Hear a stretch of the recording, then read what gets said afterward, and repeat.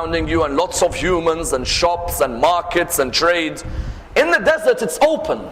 You can sit there and look at the creation and reflect upon your own creation. Reflect upon your own meaning in life. Reflect upon your own role. The Arabs who would send their babies to have their first 8 or 10 years in the desert would want that baby to be living in a world where they grow up as a child who is not told what to think, but is rather shown how to think.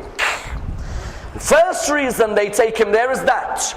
The second reason is because Mecca's climate wasn't a healthy climate for children, both in terms of what they saw and what they breathed.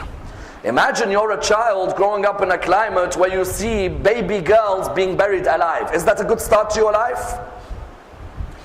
Or you see people performing tawaf of the Kaaba, circumambulating the Kaaba naked. The Arabs used to go around the Kaaba and tawaf naked, because they said God created us free, so there's no need for clothes. Clothes are impure. Let's go and circumambulate his house like how he created us, completely in the nude. The Prophet, his mother Amina, wanted him to be growing up where? Grow up in the desert, so he doesn't see this. Number 3, because Mecca's wind and air, as I said, it was hot, it was unhealthy, there were pests and epidemics.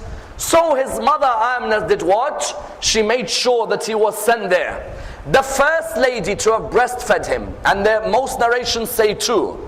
The first one, and both of them were chosen by who? By Abdul Muttalib, his grandfather.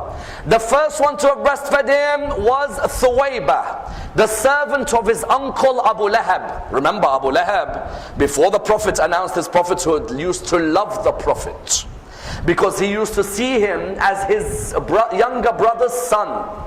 Abdullah is Abu Lahab's younger brother, isn't he? So he used to see him as his younger brother's son. So first Amina asked Abdul Muttalib. Abdul Muttalib said Thuwayba. Thuwayba also suckled Hamza, because Rasulullah and Hamza's ages are very similar.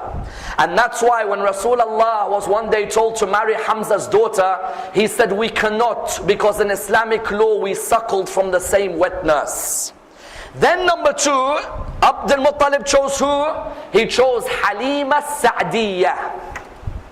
Halima Sa'diyah was a pious, God-fearing lady. Abdul Muttalib chose her as the one who would suckle the Prophet. And she herself would say that I saw vast riches and goodness affect my life the moment I started to suckle the Prophet. Some narrations in Islamic history try and tell us that when the Prophet was with Halima, as a 2-year-old, he remembered. Mark the words, he remembered. It's quite interesting. As a 2-year-old, he remembered he was sitting down one day, 2 men came, opened his chest, gave him a heart transplant, because there was the black dot of shaitan on his heart, then put a new heart in, and that was the pure Muhammad after that day. We of course differ with this idea. As in, number 1, if I have the dot of shaitan, it's not on my physical heart. The dot of shaitan, the meaning is meant to be on my nafs, isn't it? So I don't need a heart change. Number 2, the Prophet was born with this purity. He did not need people to come and open him up, have an operation, and then move on. For the Quran would later say, Alam nashrah laka sadrak. We are the ones who expanded that breast which was able to take in knowledge. Therefore, some narrations try to say Halima saw this in the Prophet. We differ with this. Halima twice went back to Amina, the mother of the Prophet, and said to him, do you want to take him back in Mecca? Amina twice replied back to her, oh Halima, keep him there, because I see diseases and epidemics which will affect him. And therefore some people ask the question, if God loves Muhammad so much, why let him have such a difficult beginning as an orphan? As in, why doesn't God allow him to have a natural beginning like everybody else, a father and a mother? When the Imam was asked this question, he replied, God wanted to ensure nobody protected and brought up Muhammad but himself. He wanted to oversee that the Prophet would not show obedience to anybody, even from his early life, except himself. Sometimes your parents may sway you one way or the other, even though his parents were loyal believers in God's message. The Imam said he wanted that God is the one who oversaw his development. Therefore you find from a young age, his father dies, then his mother dies, then after that what? After that his grandfather Abdul Muttalib looks after him, his grandfather dies within a couple of years, then he is brought up by his uncle Abu Talib. His uncle Abu Talib acts as the backbone not only to him, but to the message of the religion of Islam. That uncle Abu Talib preferred his nephew even above his sons. And his wife Fatima bint Asad was exactly the same. His wife Fatima bint Asad, when the Prophet buried her, he said, "This is my mother. This is the lady who preferred me above her sons. This is the lady who used to clothe me and wash me and look after me. And she is the one who nourished me." You notice that these were the two who looked after him. And that's why the Prophet from a young age, there is a certain question that is asked. What do we know about him before the age of 40? Because in a few moments, we'll look at him from after the age of 40. But before the age of 40, if you were to ask many Muslims, tell us about your Prophet before the age of 40, many are unaware of his biography. You notice that before the age of 40, when Abu Talib was bringing up, Abu Talib, the Prophet would latch onto him everywhere. To the extent that Abu Talib himself narrates, one day I was about to leave for Syria on a commercial expedition. The young Muhammad was only 12, he latched onto me as I was leaving. When he latched onto me, it hurt me that this my nephew is an orphan. Let me take him with me. The narration states that he took him towards Syria. On the way towards Syria, they walked past a monastery. The monk, when he sees these people coming, they say to him, "We are coming here to reside for the night." The monk looks at them, what does he say? The monk says to Abu Talib, "All of you can come and are welcome to eat what you want to eat. But Abu Talib, I want to ask you a question." He said, "What is it?" He said, "You know that young man was walking alongside you. Bring him tomorrow with you as well." Abu Talib said, "Very well, I'll bring him tomorrow." The next day when Abu Talib came, he looked at him and he said to him, "Where's the young man? That young man who was walking alongside you?" He said, "My nephew." He said, "Yes." He said, "He's just over there." He said, "Call him towards me." At the age of 12, and this is one of our proofs within Islamic theology, that from a young age he was already inspired with the knowledge of God and the knowledge of his mission. At the age of 40, it's not that he became a prophet, it's that he was now told to announce his prophethood.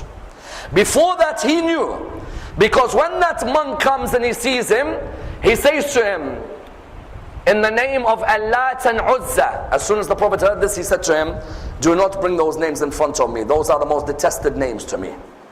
They were the idols of Quraysh." Then the monk said, "I want to give you some sadaqah." He said, "We do not accept sadaqah." Then he said to him, "Can I see the mark between your shoulders?" He allowed him to see the mark between the shoulders. He looked at Abu Talib. He said, "Abu Talib, if you did not know already," because Abu Talib is already knowing, "if you did not know already, then know that this young man is what? Know that this young man is the prophet who Jesus spoke about and who Moses spoke about. And beware of the enemies that he's going to face." And he at that moment said to him, Abu Talib said, "How did you know?" He said, "Forget these signs. When you were walking and Muhammad was next to you, I saw every tree bow down after Muhammad left it." Therefore, what do you have? You have from a young age at the age of 12. But even after the age of 12, there is this innate love for justice and removal of oppression. In which way? One of the greatest incidents in his young age was at the age of 20. And years later, he would always refer back to this. At the age of 20, he refers to when he joined and formed a group called Hilful Fudul. Hilful Fudul, what was it? In Arabia, many people would come for the markets. When they'd come from the markets, they'd come from outside the market area. When they'd come from outside the market area, the narration states, they'd come from outside the market area and they'd bring their goods and the people of Arabia would buy. One of these people came from Banu Zubayd, or some say Banu Zabid. He came to sell some of his goods to Al-As ibn Wa'il, the father of Amr. When he sold his goods, he said to the father of Amr, he said, "Al-As, give me my money." He replied back to him by saying, "Which money?" He said, "You've just taken my goods, I want my money back." He said, "There's no money for you, and you're a stranger in our land. You're not going to get your money back." and I'm one of the aristocrats of Arabia, so you might as well forget about it. This person, what did he do? He was so enraged, he went on one of the mountains in Arabia and he said, "O people of Arabia, I have come as a stranger to your land, and I have been involved in a business transaction, and none of you have sought to help me when this man has taken my rights. At least one of you speak up." A 20-year-old called Muhammad speaks up for him. He gets up and he says, "It is unjust for us to be like this with a person who is a guest in our location. And secondly, in a business transaction, how can we be unjust when the goods have been sold? Let us form a league which looks after the rights of business employees, and let us form a league which protects transactions within the Arabian state." How old was he? Remember, he wasn't old, he was 20. There is still no announcement of his prophethood.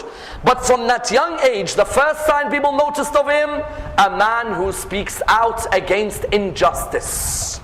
We in 2011, the first example we take of him, how many of us speak out against injustice, be the injustice against Muslims or non-Muslims? Our Prophet didn't look at that man and say, "Well, that man is not a Muslim, so I'm not going to speak up for his right." Whenever we see any oppression anywhere in the world, we must speak out against that oppression, because our Prophet from his young age taught us this. This is number one. Number two, not only at the age of 20 did he achieve this, later on he achieved two attributes which the Arabs would honor him for. They gave him the title as-Sadiq and al-Amin, the truthful and the trustworthy. Notice that the Arabs didn't know he was a prophet, nor did they receive any book from him, but they were concerned with his ethics as a human being. You know, when the Kaaba was affected by a flood, the Kaaba was damaged. They needed to put back Hajar al-Aswad. You know the black stone in the Kaaba?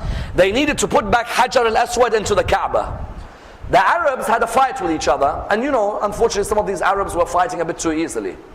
The Arabs had a fight with each other, and amongst the fights that they had was this one: who puts Hajar al-Aswad back in its position? One tribe said, "We should put it back." Another says, "We should put it back." A third says, "We should put it back." A fourth says, "We." They said, "Okay, let's do this. The man who walks in next into this meeting, he will be the one who chooses which tribe puts it back." As soon as he walked in, they didn't say Muhammad has walked in. They said as-Sadiq al-Amin has walked in. The focus wasn't on the name. The focus was on the morals of the man. Today in Islam, there is too much focus on names and not morals.